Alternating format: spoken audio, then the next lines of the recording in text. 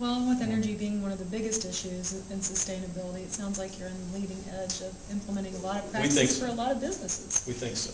That's great. That's very good. Now I want to switch back a little bit more to, Sure. The green part encompasses what we're talking about with the creativity and innovation, but also just some of your lessons learned in both your past entrepreneurship experiences, but your current position as well. What advice can you give our audience today? Well, I guess the easy answer is that I'm always learning. I think that in starting businesses when I was much younger, I paid less attention to the planning and the deployment of those ideas. And now that I'm much older, I see the wisdom behind a well-conceived and well-executed business plan.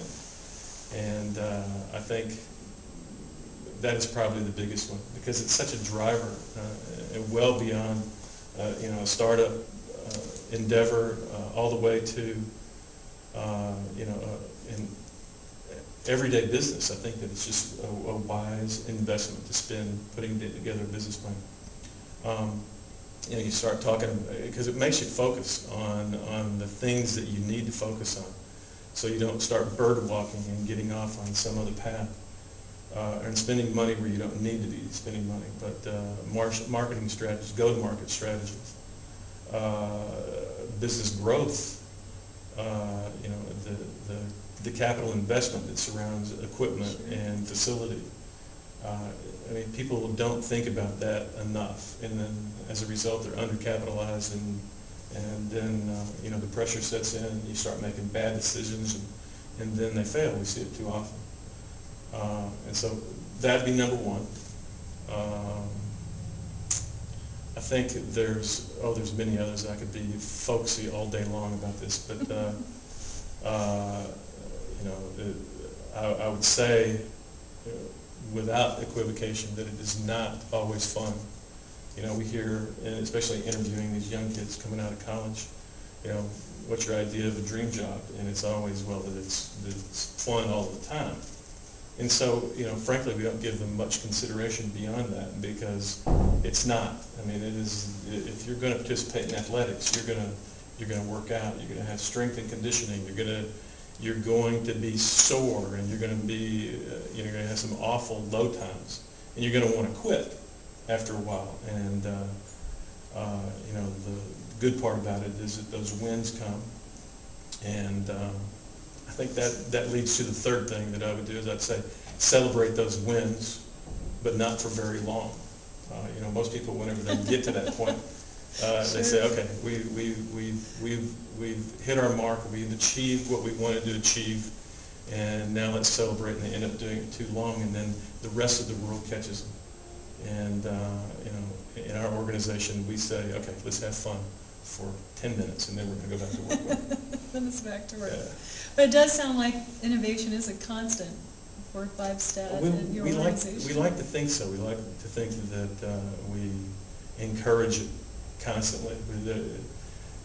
We have new projects all of the time. In fact, every customer that we run into, it's a new development. So when you're talking about the manufacture of an item, the integration of electronics into a fixture that is typically centered around some sort of retail, but every now and then we get involved with some government work, and every pain point is different and takes a different solution. And then on top of all of that, we have a segment of our business that is software development.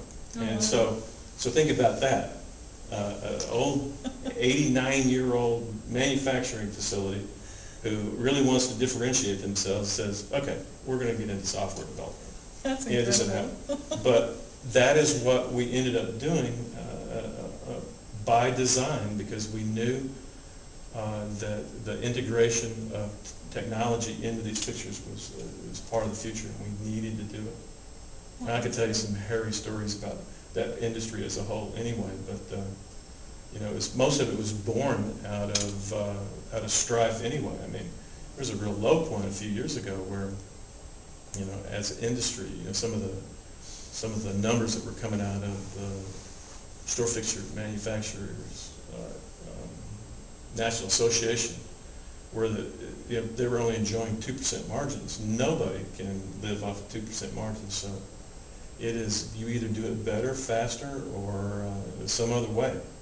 And so we decided we're going to do it some other way, and that's how we approach the technology integration. So today it's much different. We're still nervous every day. We set out that door. We are nervous as cats, and we look at every customer contact with great anticipation and anxiety.